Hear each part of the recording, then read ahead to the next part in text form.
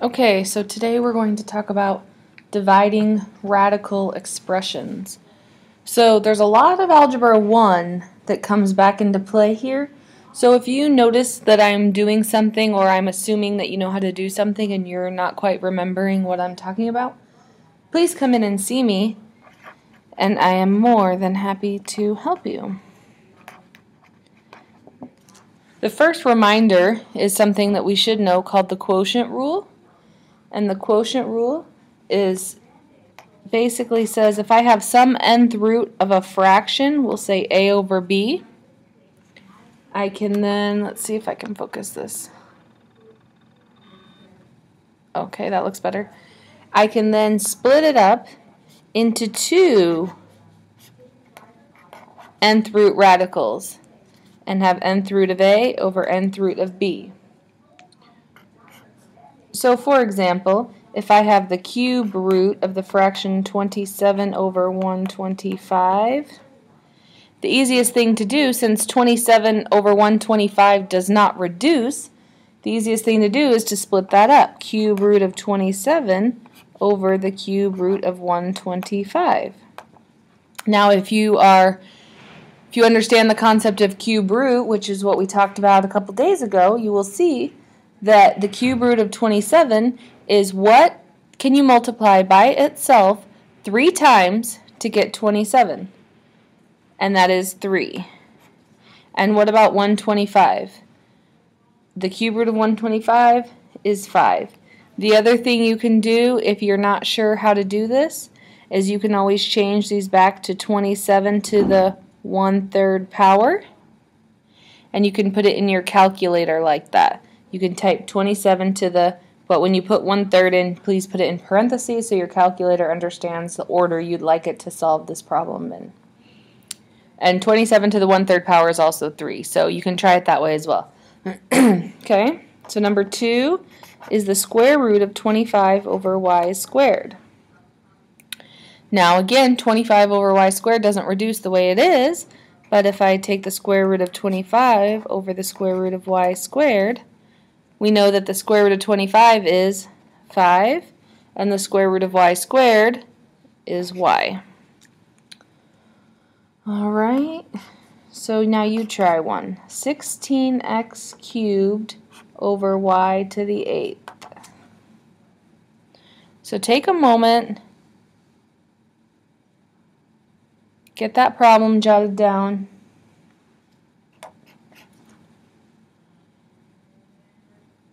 And if you needed to hit pause, do that, but otherwise we can look and see that the square root of 16x cubed over the square root of y to the 8th. Now here you can use the same rule to say the square root of 16 times the square root of x cubed over square root of y to the 8th. We know that the square root of 16 is 4 times, now x cubed is 3 x's. So really it looks like the square root of x times x times x. Agreed? And the square root means I need 2 of them. So I need a pair to be able to come out in front of the radical, but that left me one lonely guy in the radical. So there he is. Over. Now here I have the square root of 8y's. 1, 2, 3, 4, 5, 6, 7, 8. Okay? And I need pairs to come out. So I have a pair here, 1 pair, 2 pairs, 3 pairs, 4 pairs. And no lonely y's left inside. So the y comes out into 4 groups, which makes y to the 4th. The other thing you can do is if you convert this back to exponent, we have y to the 8 over 2, which is y to the 4th. I'm just trying to show you visually as well as using the rules. So it doesn't really matter how you kind of work your way to the answer, but that's what you should be getting at. Alright, let's try another one. The cube root of 27 y to the 14th over 8x cubed. Cube root of 27 is 3. cube root of y to the 14th. So really this is y to the 14th divided by 3. What is 14 divided by 3? Well, it goes in evenly 4 times. So we have y to the 4th. And then that left how many? If it went in 4 times, it'd be 12, so it leaves 2 in there. So then it's times the cube root of y squared. Just be careful when you write this that your cube root, your little 3, is inside of the radical, because otherwise it'll look like y to the 43rd power or something like that. Over cube root of 8 is 2, and the cube root of x cubed is x. There is one group of 3, and 3 divided by 3 is 1. So that's how that works out. Okay, so let's try a couple more.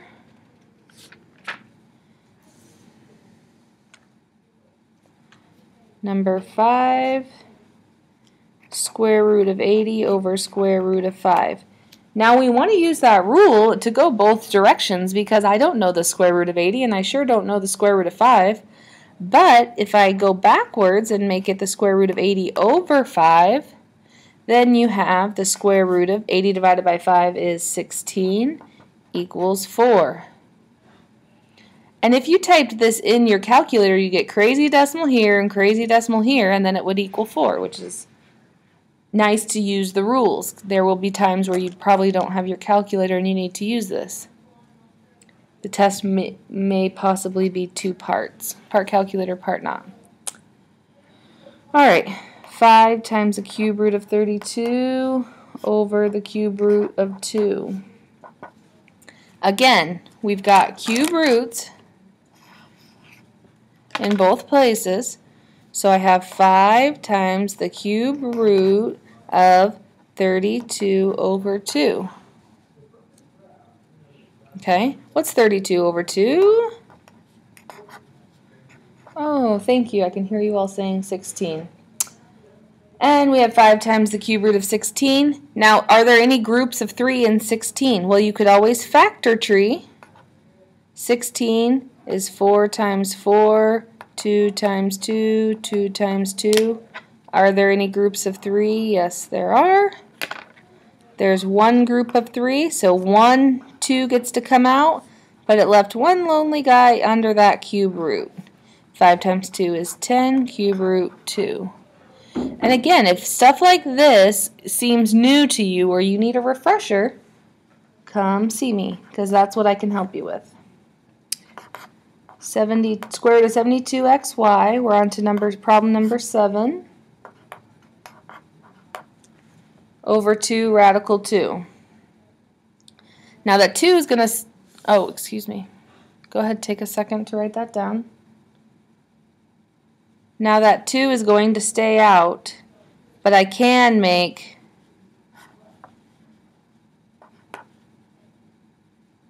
let's see. Scratch that. Square root of 72xy over 2. With the 2 still out front, but it is still in the denominator, so we could put a 1/2 out there. 72 divided by 2 is 36, so we have 1/2 times the square root of 36xy. And you should know that the square root of 36 is 6. Half of 6 is 3, but the x and the y don't have pairs, so they're both left inside the radical. And there's a couple different ways you could approach this. You could factor tree this down first and simplify with the 2. That's what I originally did.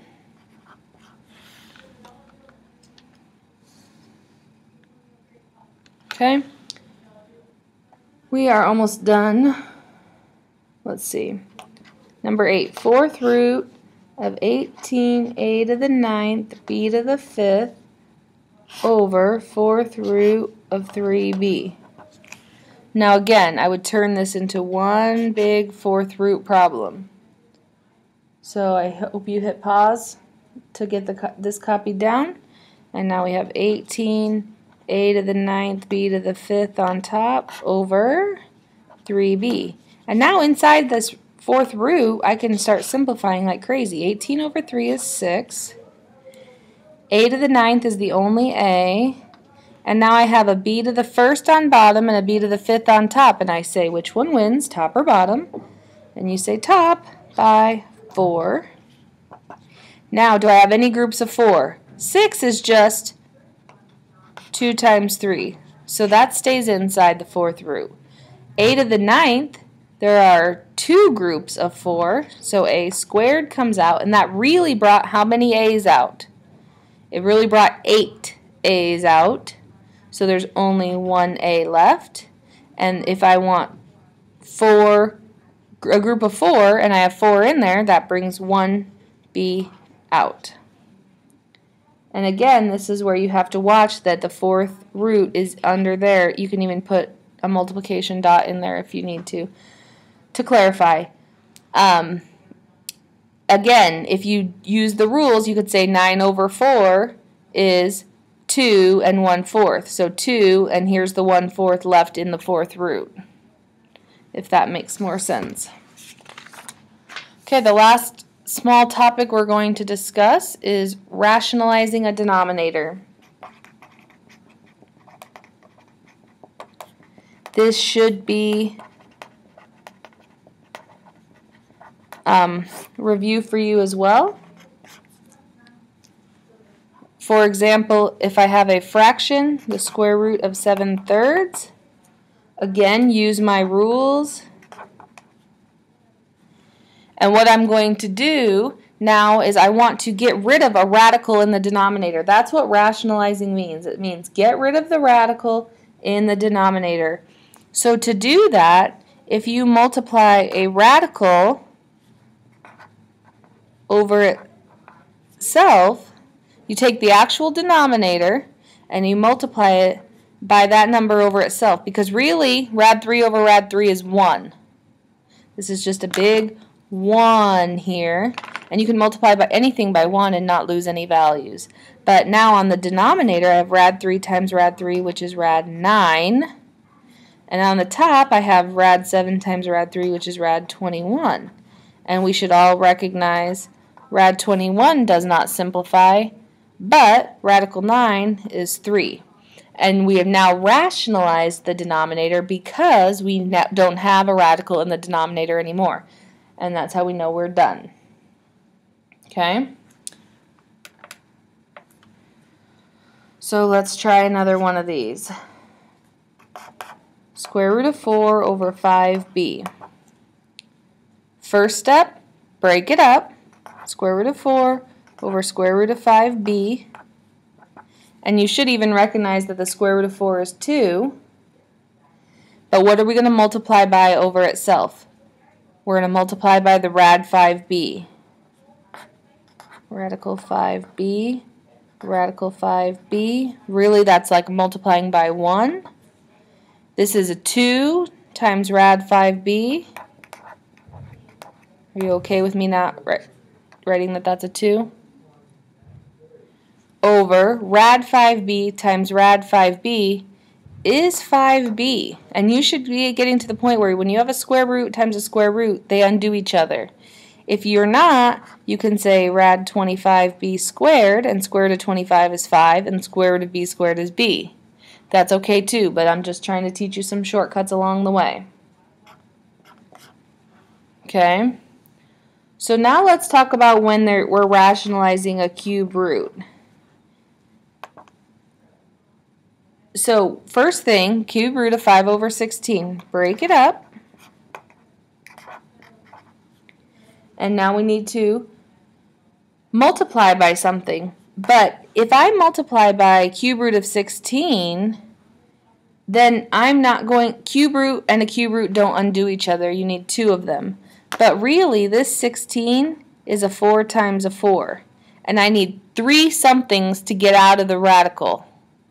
So right now I have 2 of them. So I need 3 of them, so I can multiply by cube root of 4 over cube root of 4. That gives me 3 4s. So that 4 is free. And then I have cube root of 5 times 4 is 20. I have to stop here. We'll start another one.